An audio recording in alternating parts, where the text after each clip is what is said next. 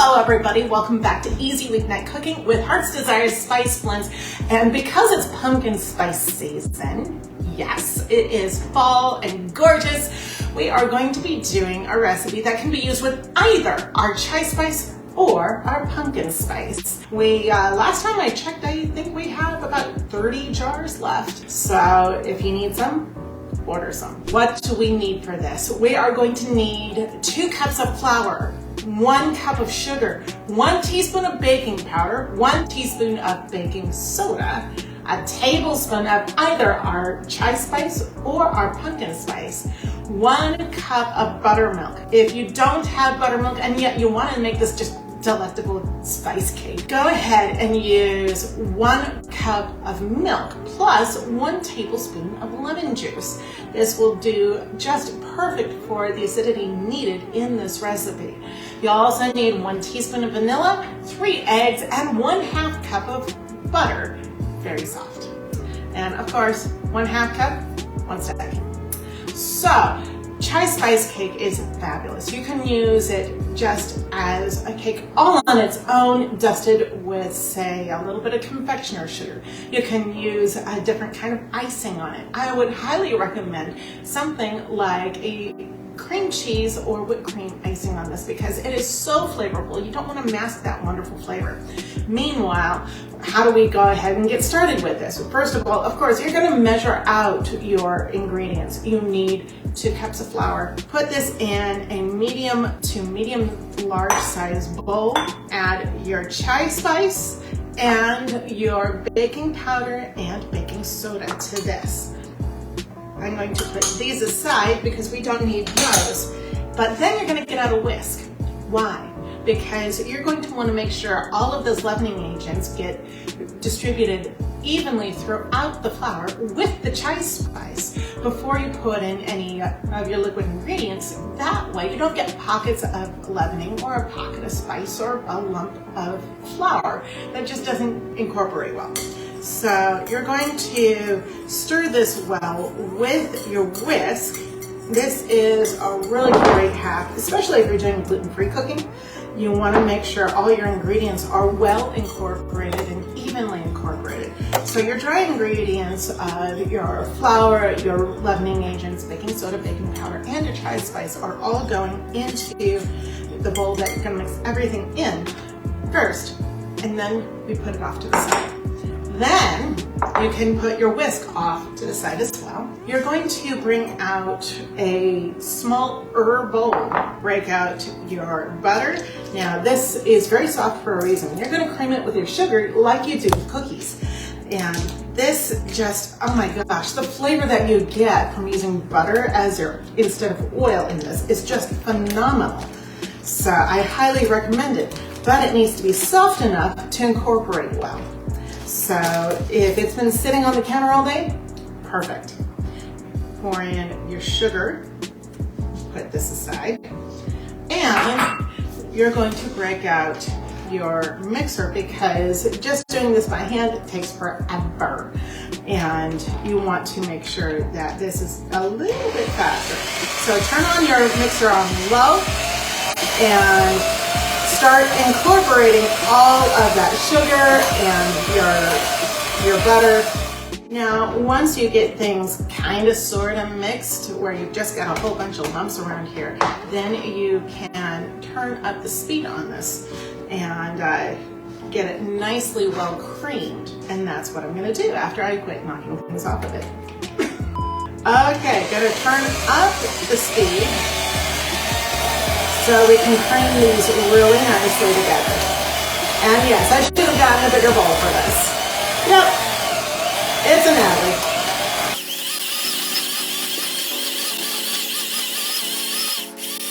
Okay, now that this is soft and combined, we can start adding some of our liquid agents. And starting off with my eggs. Now, Now this is going to help this just kind of congeal much better. You don't want to put all of your wet ingredients together with your sugar and butter to begin with, or else you just get a gloppy mix and the butter never really comes together with it. So you want to add your liquid ingredients a little bit at a time. Starting with the eggs. And now I can put the beaters aside. From here, we can actually just use a spoon or a spatula because this is wet enough to handle that. Add your last egg, your vanilla, and your buttermilk or your milk and lemon juice mixture. At this time, put that aside, and let's just go ahead and mix this up.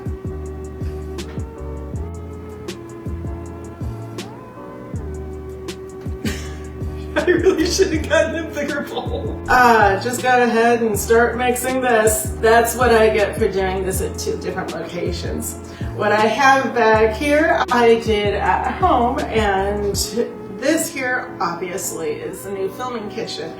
It's a little different and slightly different stuff available. But now that this is well combined, we can add it to our flour mixture. Let's not make more of a mess, shall we? Just go ahead and add all at once. A lot of people will say, no, you gotta add it little bits at a time. And honestly, this recipe, you've got enough liquid ingredient there compared to flour that you can really do this all at once. I'm gonna rinse my hands real quick. Start by just folding this in. Go around the perimeter of the bowl with your spatula and start just kind of digging up some of that flour. And be really careful when you start doing this, otherwise you're gonna get flour everywhere. And then you can start going a little faster as the flour starts to incorporate. And honestly, we're doing this until just incorporated. You do not want to overmix this, or else you start developing gluten and you come up with a tough cake. And we want this to have a really nice crumb to it. And so that means that you're not going to overmix this. Now this looks beautiful. I don't see any more dry pockets in here. This is ready. Namo. Now, my next thing is a beautiful hack. If you're going to want to be able to get this out of your, say, 9x13 or cake pan easily when you're done. And that is using parchment. What I've done is I have created a parchment sling in my 9x13. And so you go ahead and make sure that this is well conformed to the bottom of the pan and pour your batter right on in. Now you may need to make sure that the sides come loose before you lift the whole sling out, and always make sure that your cake is cool before you lift anything out of the pan. But it's a beautiful way to be able to get your cake just really pretty right from the get-go. Make sure you push all that batter into the corners and just flatten it out. And my darlings, I think we are done with this cake. This is ready for our 350-degree oven, which I do have hidden behind me. Why don't I go ahead and pop that in, and I will go ahead and show you what we have. Now that is going to bake for about 30 to 35 minutes, or until a toothpick that comes out of the center comes out clean. And this, my darlings, is what you get. Is that not beautiful? Now you can top this with fresh berries. We have raspberries here right now. You can top this with powdered sugar and your favorite garnishes. You can top this with whipped cream or cream cheese, whatever floats your boat. Or if you're like me, I like it just the way it is. I have me a cake knife. I'm going to get me a piece of this. Oh boy, howdy. You've got this beautiful golden brown here, and the inside, the crumb is fantastic. You also have this gorgeous smell that's coming from this. Oh, it's moist, it's lovely, and you need to see this. That, my friends, is a fantastic piece of cake. Gorgeous. So what do you say I take a taste and tell you guys what it really tastes like, because this is calling my name. Looks beautiful. Look at that. Seriously, that's a real cake. And how easy can you get? I mean, that's almost easier than getting it out of a box. Seriously. Can I have dessert for dinner? So good. This is mildly sweet, beautiful texture, wonderfully moist, just a wonderful sweet spicy kick to it without being spicy. It just very, very flavorful. No heat whatsoever, and just so wonderfully sweet. The longer it stays on your tongue, the sweeter it gets. And it is just fabulous. Seriously wonderful. So from our kitchen to yours, that is a chai spice cake that you can use our pumpkin spice in instead of the chai spice. Just absolutely wow your friends with a fabulous spice cake.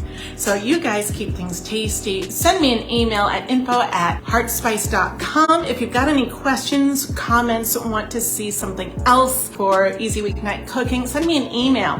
And you guys definitely have a great night. We will see you next week with another installment of Easy Weeknight Cooking.